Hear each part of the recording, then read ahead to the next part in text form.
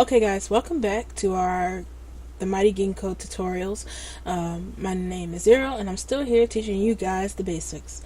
So in the last video we mastered how to rig a garment to the second life skeleton, and it's rigged to the classic skeleton settings, and those are just the bare basics of second life skeletons, or sometimes we will call them the M bones. I wonder what the M stands for sometimes. I like to call them the master bones, but classic bones sounds a lot nicer. In this video we're going to talk about fitmesh bones, and what fitmesh does, it allows your avatar to jiggle with second life physics, as well as stretch and pull a lot easier with a person's shape. Let me give you an example of that. So right now this garment is rigged on the classic skeleton, and what we're going to do is go over to the Avatar tab and we're going to go down to appearance, and here it is. Our body, there it is with just classic. Now if we try to manipulate the body fat, you'll see that the fat just kind of, it goes through the fat and the garment doesn't exactly move anywhere. But if we were to manipulate a bone like the thickness, it'll stretch because that's a classic weight. But body manipulators like body fat, or let me see, torso. What is torso? The popular breast size. If we were to give her boobs, the boobs would burst right through the shirt, and that's no good. If this was fit mesh, the shirt would move with these boobs and fat sliders a little more easy, a little easier, and give you a better result. Of course, this is not absolute.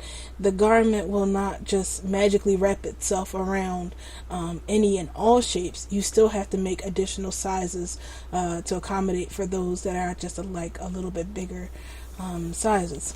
So in the end, you'll still end up having to add different sizes and stuff to your garment, but fit mesh helps makes it a little bit easier on it, if that makes sense. So let's begin converting this classic shirt into a fit mesh shirt. So first thing we need to do is, once again, get out of pose mode. My blender actually I accidentally closed my blender, so I had to restart over and re-rig the shirt. So that's why my screencast is off again, and we're not in weight paint mode. Sorry about that. Try to pull the wool over your eyes, but I just couldn't do it.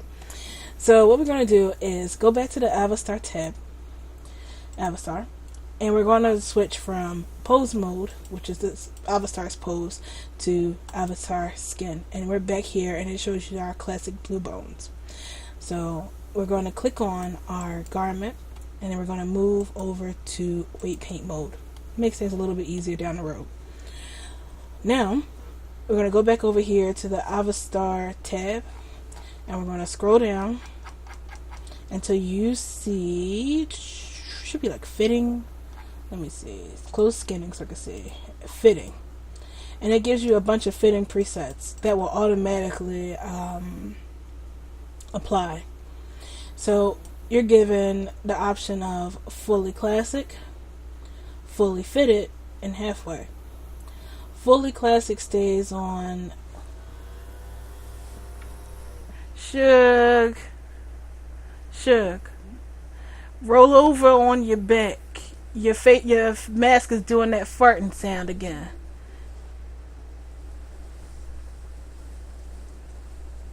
Thank you. Sorry about that. So this one, like I was saying, it gives you a few presets here.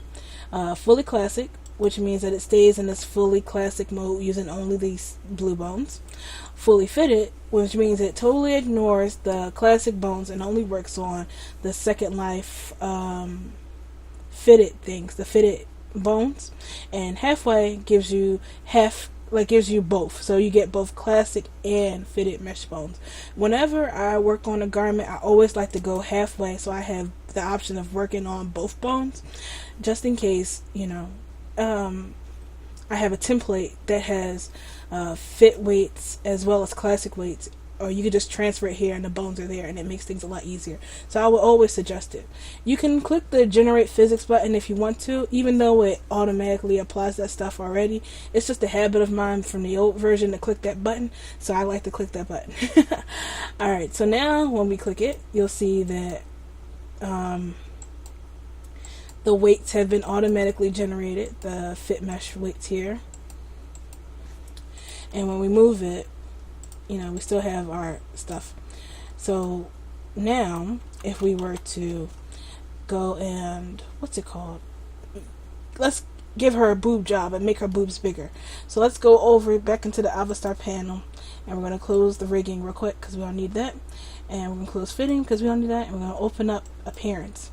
And we do the breast size. You see this time the garment stretches with the boobs better than it did before. So yeah, if you don't like the way the results are, you can edit the mesh itself, or you can play with the weights. I know right now it has like a lot of the main chest bone is holding it back, so we can increase the radius, like remove some of that, and it should, well, in theory, make the boobs go a little bit, but I guess not. So I'm just gonna stop lying and saying that's what you have to do. I would suggest if you want it to stretch bigger, you will have to make another size, and then so that it accommodates the boobs. So yeah, that is in a nutshell fitmesh, and you just treat them like you do regular bones, the regular classic bones. If it is manipulating, see, like with this, if it's manipulating a part of the garment that doesn't work the way it should, just play with the weights until it does. For example, this leg bone right here shouldn't be moving. Their leg should not be moving the shirt whatsoever. So I'm going to click on the bone and release the weights. If you pick the main bone and it's still doing it, it's probably the classic bone. So I'm going to click on the little bone here, and you see there's still some weight here. And when we remove the weight from that, the shirt doesn't move with the leg anymore, which is great. Now, another tip when it comes to weight painting is being able to just remove weights from a bone altogether without having to go through and meticulously removing it manually. You can do it automatically. So let's click this leg bone here because it has weights on here. I'm actually going to make more weights here to give a more dramatic effect. So I'm going to click on this bone and I'm going to rotate it, and as you see, it's making the shirt go bananas. And I don't want it to go bananas. I want it to be nice and straight. No weight on there whatsoever. So what you do is you click on the bone, you go to Tools, you scroll down, and no, they moved it. It's an Avastar panel now. So Avastar, and then where is it? That was one of the things I hated about this new version of Avastar, is that everything is moved. Okay, so now you're in the Avastar panel, and you scroll down until you get to Tools. Tools. And you scroll down a little more until you see remove weights, and you just press that button, and you then do the same thing, remove the weights, and there you go, the weights on that are removed. So that's how you handle fitmesh. Oh, I forgot a little tip that will totally help you out in the long run. So let's say you have a garment and you are like, okay, I have a garment and I want the fitmesh bones to work like I do the classic ones. Like you want to transfer the weights from your okay, so let me start over. Man, it's late. Alright, so here's what I was trying to say before I got all blibbity-blooed. Say you have a template like the t-shirt one that we have imported. That one. And you want to transfer the weights to the garment, but it only transferred to the classic bones, and you want it to affect the fitmesh bones as well. Well, Avastar has a little feature here that allows you to transfer weights from your classic bones to your fit mesh bones. So what I like to do is click on the garment, click on the bone that I want to transfer weights to. So in this example, let's use this torso bone, and I want it to go here to the belly bone. So what you do is you click on the torso bone, and you go over to the side and you press this button, swap collision with deform. And now when we click on the belly bone, it has the weights that our fit mesh bone had. Well, let's just make this a little easier for you to see. So you're like, bullshit, it did not. That's because they're actually weighted exactly the same. So let's click on our belly bone real quick, and I'm going to remove the weights from it altogether. So let's click on the torso bone again up here, and then we're going to press the swap collision with deform, and it switches with it. So now when we click the belly bone, you'll see it now has the weights that the pelvis had, the torso had. So they switch places. Now when we move it, it'll still move like that, but all the weight is now on the fit bones and not on the classic bone. Now if you want it to function on both the classic and the fit mesh, you can just transfer grab the template back again and transfer weights back to it. So here's my weight paint and transfer.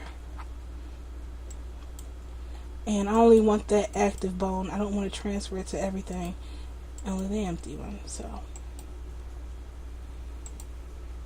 now we have this back to where it was.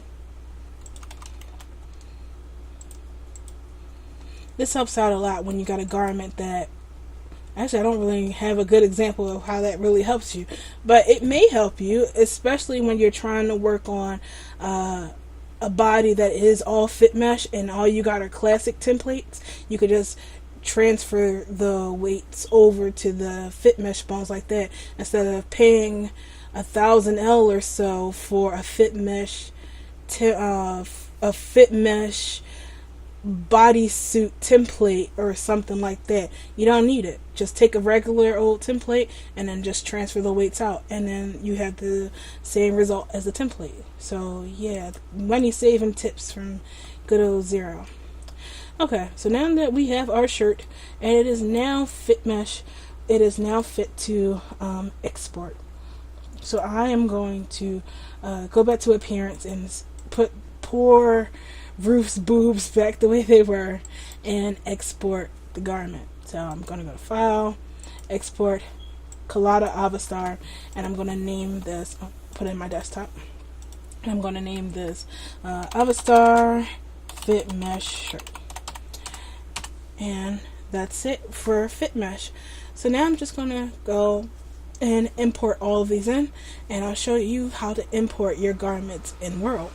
So see you in the next video.